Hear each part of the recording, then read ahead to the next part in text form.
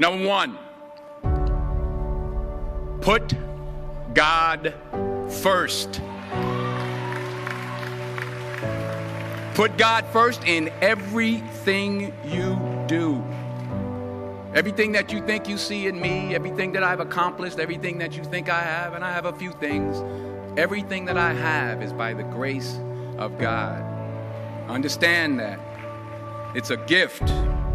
40 years ago, March 27th, 1975, it was 40 years ago, just this past March, I was flunking out of college. I had a 1.7 grade point average. I hope none of you can relate. I had a 1.7 grade point average. I was sitting in my mother's beauty shop. They still call it beauty shops now? What they call it now? Yeah, I was sitting in the beauty parlor. I was sitting in my mother's beauty parlor, and I'm looking in the mirror, and I see behind me this woman under the dryer. And every time she looked up, every time I looked up, she was looking at me, just looking me in the eye. And I didn't know who she was, and I said, she said, somebody give me a pen, give me a pencil, I have a prophecy. March 27, 1975, she said, boy, you are going to travel the world and speak to millions of people. Now, mind you, I was flunked out of college. I'm thinking about joining the army. I didn't know what I was going to do, and she's telling me I'm going to travel the world and speak to millions of people. Well, I have traveled the world, and I have spoke to millions of people. But that's not the most important thing, the success that I had. The most important thing is that what she taught me and what she told me that day has stayed with me since. I've been protected. I've been directed. I've been corrected. I've kept God in my life, and it's kept me humble. I didn't always stick with him, but he always stuck with me. So stick with him in everything you do. If you think you want to do what you think I've done, then do what I've done and stick with God. Number two, fail big. That's right. Fail big. Today's the beginning of the rest of your life, and it can be very frightening. It's a new world out there. It's a mean world out there, and you only live once. So do what you feel passionate about.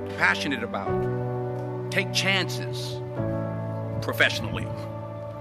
Don't be afraid to fail. There's an old IQ test, was 9 dots, and you had to draw 5 lines with a pencil within these 9 dots without lifting the pencil. The only way to do it was to go outside the box. So don't be afraid to go outside the box. Don't be afraid to think outside the box. Don't be afraid to fail big, to dream big. But remember, dreams without goals are just dreams, and they ultimately fuel disappointment. So have dreams, but have goals. Life goals, yearly goals, monthly goals, daily goals. I try to give myself a goal every day. Sometimes it's just to not curse somebody out. Simple goals, but have goals. And understand that to achieve these goals, you must apply discipline and consistency. In order to achieve your goals, you must apply discipline, which you've already done, and consistency every day, not just on Tuesday and miss a few days.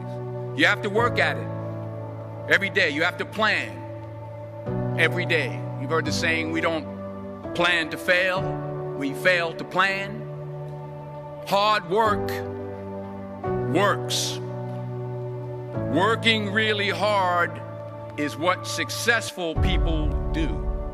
And in this text, tweet, twerk world that you've grown up in, remember, just because you're doing a lot more doesn't mean you're getting a lot more done. Remember that. Just because you're doing a lot more doesn't mean you're getting a lot more done. Don't confuse movement with progress. My mother told me, she said, yeah, because you can run in place all the time and never get anywhere. So continue to strive, continue to have goals, continue to progress. Number 3, you'll never see a U-Haul behind a hearse. I'll say it again.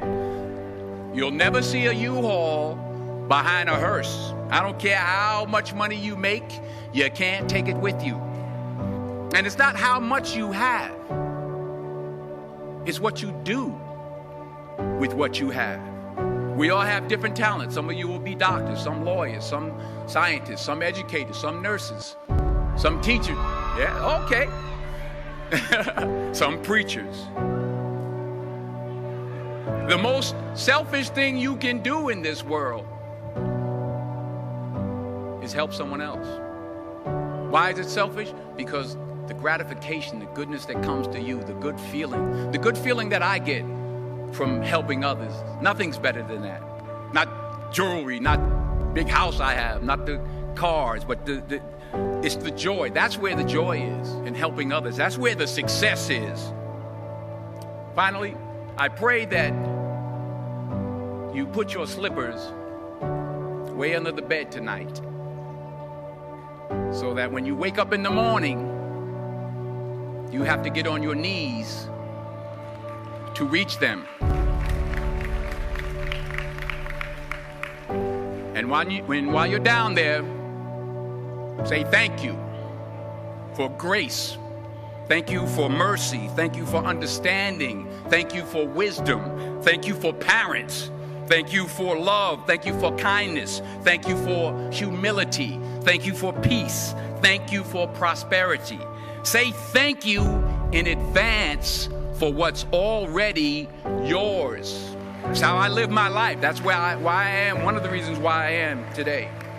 Say thank you in advance for what is already yours. True desire in the heart for anything good is God's proof to you, sent beforehand to indicate that it's yours already. I'll say it again. True desire in the heart, that itch that you have, whatever it is you want to do, that thing that you want to do to help others and to grow and to make money, that desire, that itch, that's God's proof to you, sent beforehand already to indicate that it's yours. And anything you want good, you can have. So claim it. Work hard to get it. When you get it, reach back.